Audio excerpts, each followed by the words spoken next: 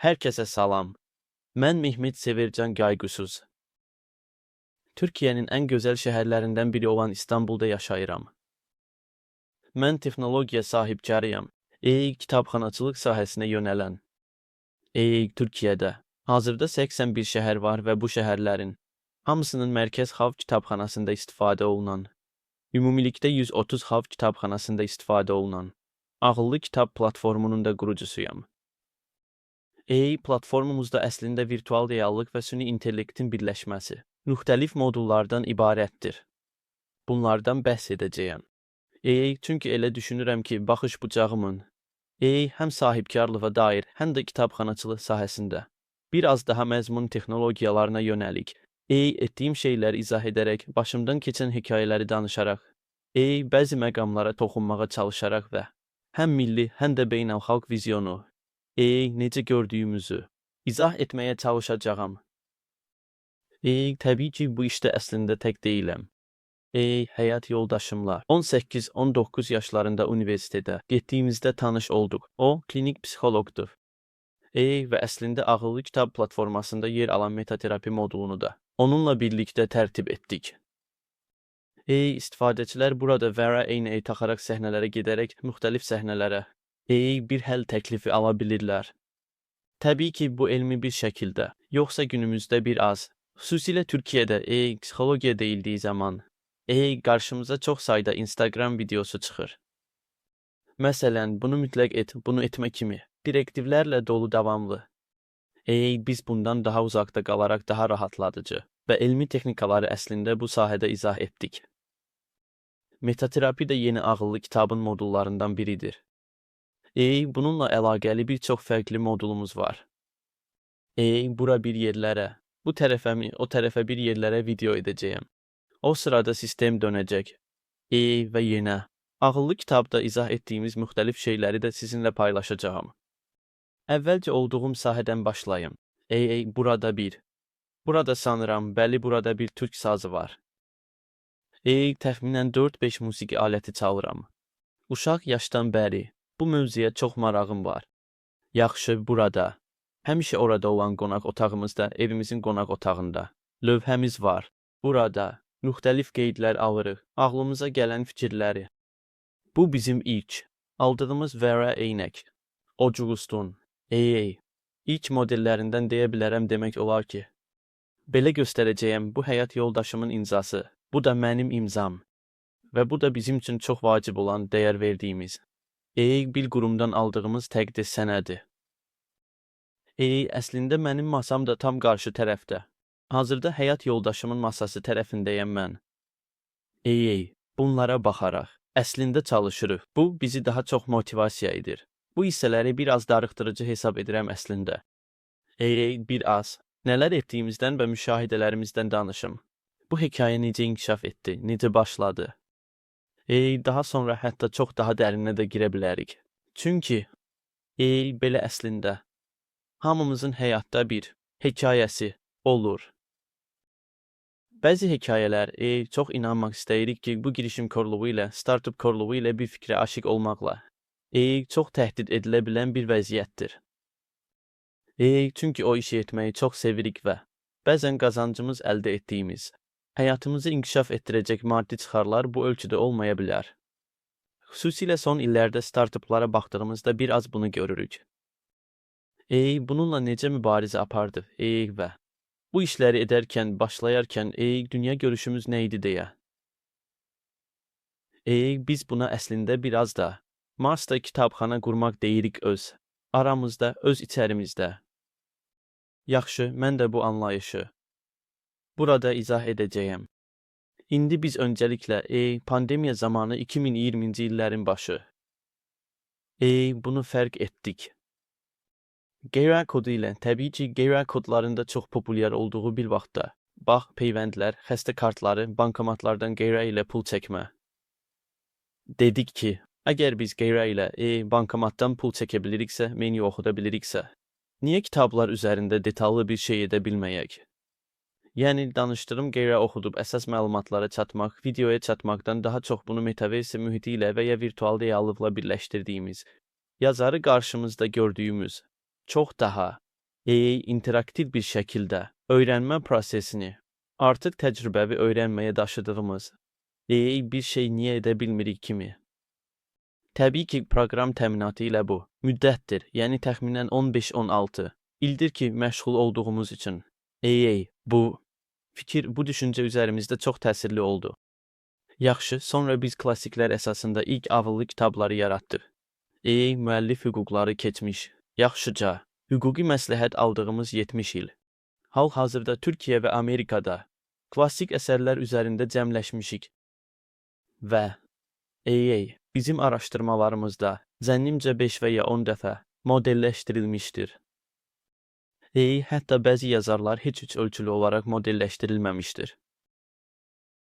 Klassik dövr yazarları deyə biləcəyimiz, dünya intellektual bilik birikiminə töhfə verən, dünya intellektual onu necə deyək?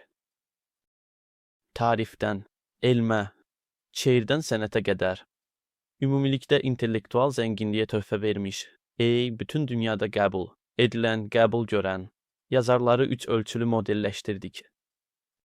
Və daha sonra bu yazarların həyatlarına dair bilinən əşyaları və ya kitablardan müəyyən səhnələri də modelləşdirməyə başladıq.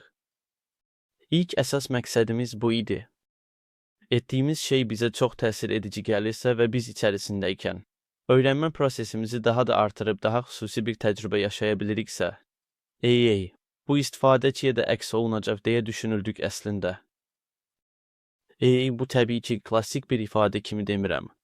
Bunu əvvəlcə bizi şey etməli, sonra isə insanları, özüm etmədiyim bir şeyi, artıq bu cür marketinqin təşəbbüs vizyonunun tək başına kifayət etmədiyini düşünürəm. Bunu da müxtəlif anlayışlarla dəstəkləməliyik. Buna görə belə bir şey etdik. Yazarı modelləşdirdik. Yazar haqqında sənədli film qoyduq. Yazar haqqında süni intellektlə səsli izahlar. Vərə mühitində məzmuna, bunların hamısı vərə mühitində. Məzmuna yazarın həyatından fotolar qoyduq və istifadəçi dairələrə tıklayaraq eynilə Google Map'daki kimi gəzə bilir. Bu arada, bu hissələrdə 50-dən çox yazarımız oldu və təxminən 4000-dən çox üç ölçülü obyekt modelləşdirməyə başladıq. Bir müddət sonra müxtəlif süni intellektləri öyrətdik və modelləşdirmələrdə bunlardan da əslində dəstək aldıq. Daha sonra anladıq ki, bizdə sadəcə bu var. Amma istifadəçi gəldi. Sistemə bir web saytından boşuldu. Başqa nələr edə bilərik kimi. Və bir vərə qaleriya, virtual reallıq rəsm qaleriyası modulu əlavə etdik buna. Çünki məqsədimiz bu idi. Van Gogh'un Ulduzlu Gecəsi əslində universal bir dil.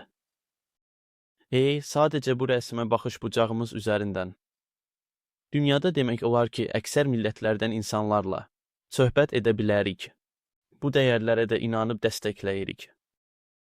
Sənətin bu yönünü və ya bilginin bu çevrilmə gücü ilə tanış olmaq həyatda başqa bir anlayış, başqa bir keyfiyyət olduğuna inanırıq. Tanışlıqlar təbii ki, bir çox şeyə əsaslana bilər. Amma bilginin gücünə əsaslandığı zaman bunun daha fərqli bir tərəfi olur. Bunun yalnız universitetlərə və ya müəyyən sahələrə aid olmayıb. Xalq kitabxanalarında da ola biləcəyinə inandı. Bu bilgi keyfiyyəti tanışlığının və bunun əsasda etdiyimiz şey, bu bilgi keyfiyyətini təcrübə ilə öyrənməyə artıq daşıyıb birləşdirməkdir. Yaxşı, biz bunu virtual reallıq vasitəsilə edirik. Çünki virtual reallığın bu mənası var. Tarixdə ilk dəfə biz öyrənməyi içində olaraq edirik əslində. Biz bunu belə təsvir edirik. Yəni öyrənməyi biz həmişə oxuyaraq, dinləyərək, eşitmə yollarla, müxtəlif vizual görərək həmişə bir iç və xaric təması bir mənada etmişik tarix boyunca. Bu belə inkişaf edir. Ancaq vərə eynəklərin çıxışından bu yana və virtual reallığın çıxışından bu yana içində olaraq bir şeyin təcrübəvi bir öyrənmə əldə edirik. Beləliklə, bu kimi bir şeydir. Alfabetə sarıla bildiyinizi düşünün və ya buna nə deyə bilərik? 1. Öyrəndiyiniz bir məlumatı, məlumat olaraq əlində tuta bildiyinizi, yeyə bildiyinizi düşünün kimi. Artıq təmas edirsiniz, içində olursunuz. Bəlkə nümunələr çox daha verilə bilər. Amma bu Mən adətən universitet illərindən bəri iştirak etdiyim müxtəlif konfrans və seminarlarda çox qeyd aparmıram. Danışarkən. Sadəcə öncədən biraz düşünürəm. Bir neçə gün öncədən başlayıram düşünməyə. Çünki buna inanıram, yaşadığımız təcrübələr bizi o nöqtəyə gətirdiyi zaman biraz da danışmalıyıq. Başımızı toparlayıb. Danışmağa hazır olduğumuz zaman da bunu hər zaman danışa bilərik. Ona görə də nümunələrimin keyfiyyəti ən azından bu video üçün biraz bu şəkildə olacaq. İndi bu virtual reallıq hissəsini izah edərkən Vera, qalereyada Van Gogh dedik. Mən bunu çox uzatmayacağam. Məsələn, yıldızlı gecə tablosunun içərisinə girə bilir. Və ya da Vinci'nin əsərlərində dolaşarkən səsli də bu tabloyu dinləyə bilir istifadəçi. Və ilk dəfə bir rəsm əsərinin içərisində olmaq nə deməkdir? Bunu biz anlamış və görmüş oluruq. Təbii ki, bunun daha alt detallarına və maraqlı yönlərinə də birazdan enəcəyəm. Bu hissədə də dünya tarifinə keçən 24 tabloyu biz modelləşdirdik. Və Osman Hamdi bəy ölkəmizin məşhur rəssamlarından biridir. Kaplumbağa tərbiyəçisi adlı bir rəsm əsəri var. Bir şərqşünas rəsm. Onu da bir virtual asistent kimi 3 ölçülü asistent olaraq qalereyaya qoyduq. İnsanlara burada nələr edə biləcəyini izah edir. Daha sonra, təbii ki, təşəbbüslər həmişə zəncirvari olur. Bəzi modullar, fikirlər. Dedik ki, bunu ediriksə, bu dəfə daha fərqli bir şey də ortaya qoyaq. Virtual reallıqda istifadəçi birbaşa xüsusi müəllimdən dərs ala bilirmiş kimi etsin. Bunu necə edə bilərik? Ölkəmizin, yəni Türkiyədə yerləşən ən məşhur elan saytına girib xüsusi dərs verən müəllimlərə baxdıq. Və adətən buralar əşya, əmlak, maşın satılan bir yerdir. Xüsusi dərs nisbəti də bunlara görə biraz aşağıdır. Və daha sonra bu müəllimləri axtararaq təhsillərinin ömür boyu hüquqlarını satın aldıq. Onları videoya çəkdik. Buradakı məqsədimiz budur. Bugün YouTube-da hətta süni intellekt. Biz o dövrdə başladığımızda bu qədər inkişaf etməmişdi, amma indi çox inkişaf edib və çox şeyi sizə öyrədə bilir. Amma bizim məqsədimiz bu idi. Görəsən, gerçəklik əldə edə bilərikmi? Öyrənməyi artıra bilərikmi? Və istifadəçinin diqqəti dağıldığı zaman, yəni başını başqa bir tərəfə çevirdiyi zaman, müəllim susmalıdır. Yenidən baxdığında davam etsin. Hərəkət izləməsi ilə bunu nə qədər edə bilərik? Çünki əslində bu, çox tənbəl tələbənin də biraz xəyalıdır. Başını çevirir, dəstə darıxır. Kaş ki, müəllim qaydanda davam etsin. Və ya biz bir az, daha yaramaz bir tələbəlik keçirdik. Bunu da əslində şahmat təhsili, köhnə türk dili və Osmanlıca təhsili, bədən dili və diksiyon təhsili. 3 müəllimimizlə anlaşaraq bu 3 təhsili yenə içərisinə daşıdıq. Təbii ki, xalq kitabxanalarının insan üzərində təhsil verici bir rolu da var. Məlumatı yayan bir. Bəzən bir kabel yer altında, bəzən də lampanın özü. Çöldə görürük.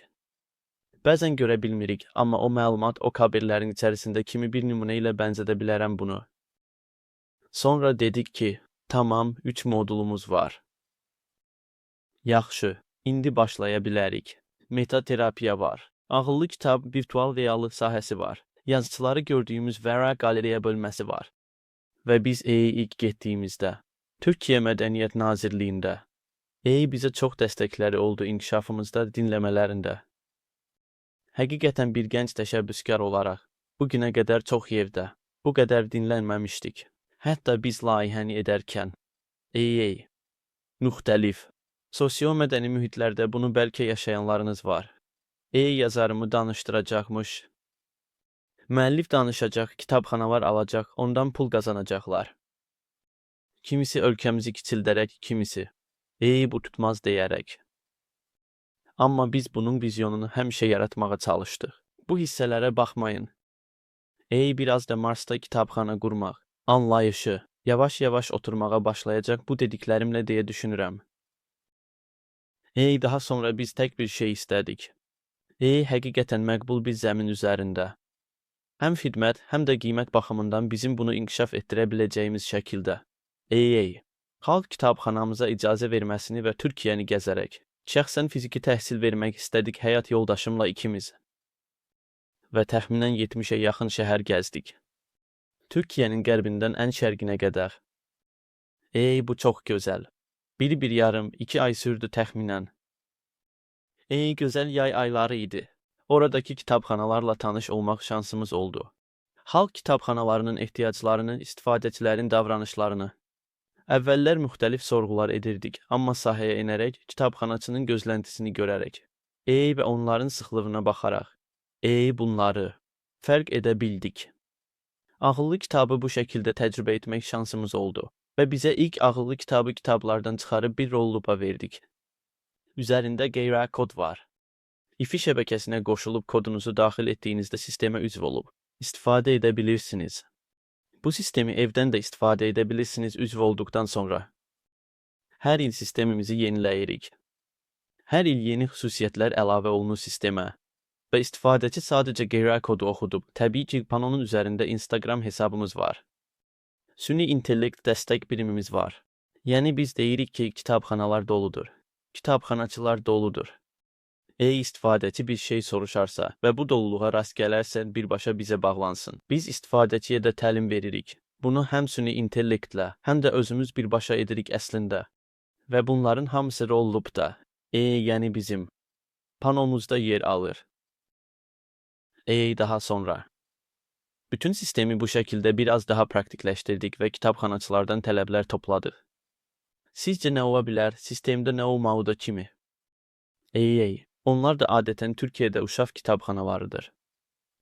Hazırda 100-ə yaxın uşaq kitabxanası var. Bunlara yönəlik, məsələn, uşaqlarda çoxlu tablet istifadəsi.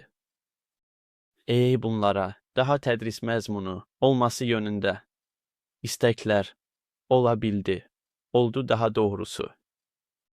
Və biz də burada, həyat yoldaşımla birlikdə onun klinik psixologiya biliklərindən yararlanaraq, İkinci bir modul yaratdıq. Əslində psixologiya ilə əlaqəli öyrədici oyunlar qoyduq. Burada da 25 dənə möhkəmləndirici öyrənməni dəstəkləyən web əsaslı oyunlar var. Məsələn, Türkiyədəki bütün kitabxanalarda Dünya Kitabxanalar Günü qeyd olunur. Dünya Şeir Günü qeyd olunur.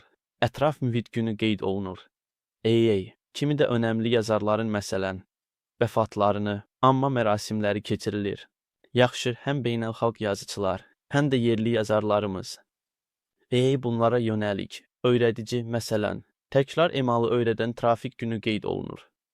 Məsələn, trafik qaydalarını öyrədən hər hansı bir oyunlaşdırılmış bir şey yoxdur, bir məzmun yoxdur. Çünki kitabxanalarımız çox uzun müddətdir. Bu dünyanın ortalama müşahidə etdiyimiz və araşdırdığımız qədərlə əksər yerlərində avadanlıqla bağlı bir hissəyə sıxışmış vəziyyətdədir. Əlbəttə, bəzi ölkələrin həm sosial quruluşu, həm də həyatın axışı buna ziddir. Onlar daha sosial bir kitabxanaçılıqda, daha sosial şərtlərdədir. Amma biz bunu Türkiyədə fərq etdik. Avadanlıqla bağlı bir tərəfə sıxışmış kitabxanaçılıq, yəni kitab kataloqlaşdırma sistemləri, kartlı giriş sistemləri, kamera sistemləri, yeni rezervasiya sistemləri və kitab alışı. Bununla yanaşı, 2019-dan bəri Türkiyədə intensiv bir ateliye proqramı təşkil olunur. Amma, əslində bu ateliye proqramları kitabxanaçılarımızın əməyi ilə təşkil olunur və həm Nazirliyin, həm də Kitabxanalar İdarəsi Baş İdarəsinin dəstəyi ilə təşkil olunur. Yəni təşəbbüskarlar bu sahəni biraz boş buraxıblar. Orada bir çox fərqli şey öyrədilə bilər. Yeni, təcrübə proqramları həyata keçirilə bilər kimi. Yanılmıramsa, hazırda ildə 30 minə yaxın ateliye təşkil olunur 1300 xalq kitabxanasında. Biz biraz bu sahəni doldurmaq istədik. Beləliklə, bu oyun hissəsini də fərq etdiyimizdə hələ yox idi. Və burada həqiqətən çox öyrədici, səsli dəstəklərin yer aldığı müxtəlif öyrədici oyunlar hazırladıq və yenə internetə qoyduq. Buradakı məqsəd bu idi. Yəni ailələr evdə oynaya biləcəkləri öyrədici bir şey yoxdurmu və ya çox vaxt tabletdə uşaq vaxt keçirir. Daha sonra kompüterə gedir dediyi zaman, xüsusilə biraz da kiçik yaş qrupuna görə. Bu oyunları hazırladır ki, bir kitabxana xidməti olaraq bundan da faydalana bilsinlər deyə. İnsanlar istifadəçilərimiz. Daha sonra.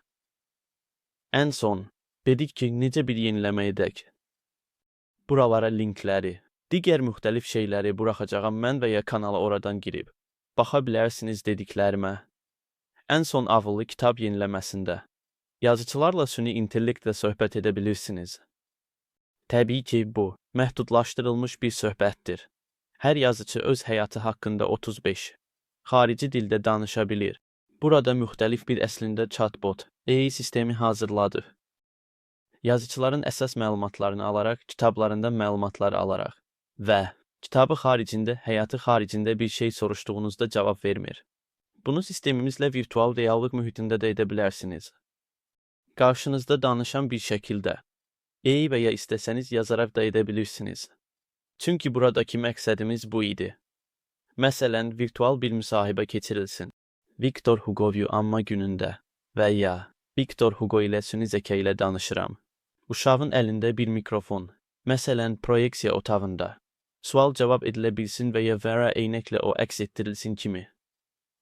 Kitabxanalarımızı biraz da hazırda baş verən texnologiya renessansına hazırlamaq niyyətindəyik və bu hissəyə girdikcə də daha sonra 100-dən çox mühit dizayn etdik VR təcrübələri adı altında yeni bir modul daha açıldı. Burada Çin səddindən tutmuş Mars səthinə qədər Galileo ilə məsələn Marsda gəzirsiniz.